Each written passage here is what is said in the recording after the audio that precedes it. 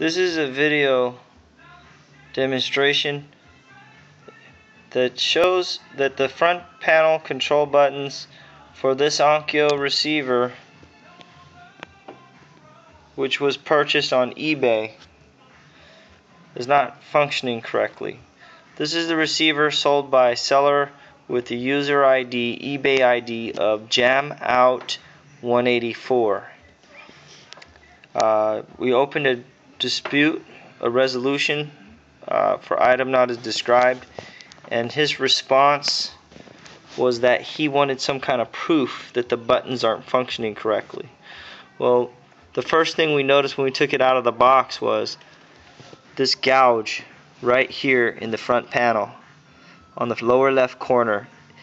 This is anodized aluminum. It's black anodized, and the anodize has been completely scratched off, and this has a deep groove as if it hit something very hard, something harder than aluminum, possibly concrete.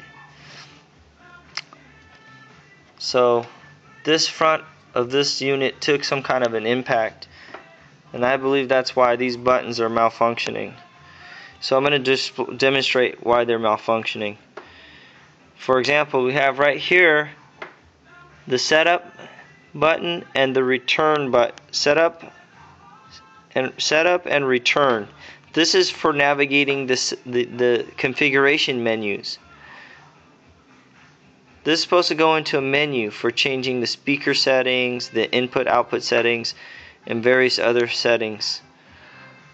When I press this, it does something other. Now I'm going to press it now to just demonstrate that. Watch the display here. You see that? It changed the listening mode. It didn't enter the setup menu. The listening modes are over here. These controls are for the listening modes. Now, if I press these buttons, they don't change the listening modes. They do other things. For example, here I'll press this button. It says music, right? What does that do? It's changing the monitor mode. If I press it again, it goes to the next setting. So it's changing the monitor out mode, and it's not changing the listening mode. So that's wrong. The same thing for movie TV modes. It should be going through movie TV settings, but it's going into the bass configuration and the treble configuration. This is totally wrong. If I go to the game listening modes, down here, game listening modes, it's changing some listening modes, but it looks like what it's doing is going through the movie settings. See, this is Pro Logic. Okay, there's games. Okay, so that's semi-functioning. And then this THX Cinema is working, but this music mode is not working. This movie TV mode is not working. Okay, now notice the dimmer button for the display brightness.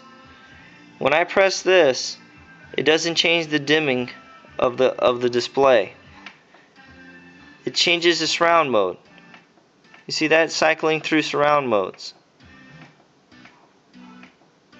That's not the dimmer function.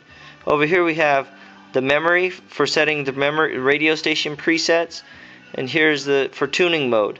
When I press this, it changes the brightness of the display. See, that's doing the dimming function. That's what this button is supposed to do. But this button for tuning mode is doing that. So that's wrong. The memory preset changes, cycles through surround modes. I cannot set a radio station preset. The tuning button, the up button here for tuning, it actually goes down instead of up. If I press the down button, it does nothing. If I press this button to the right, it does nothing. This button to the left does nothing. Actually, it does do something. It changes the tuning mode. If you look over here, it's turning it from auto to mono and stereo and whatnot. So that's wrong. The return button tunes upwards. So this menu navigation button over here for setup and return, it actually tunes upwards. That's what this button is supposed to do, but it tunes downwards. So this is all wrong here. All of these buttons on this front panel are mixed up and they're not functioning as they should. And actually, if you look at the instruction manual, this memory button for presetting radio stations into the memory of this tuner is the only way to set presets for the radio presets. You can't do it from the remote control. So the seller's claim that you can do everything from the remote is false.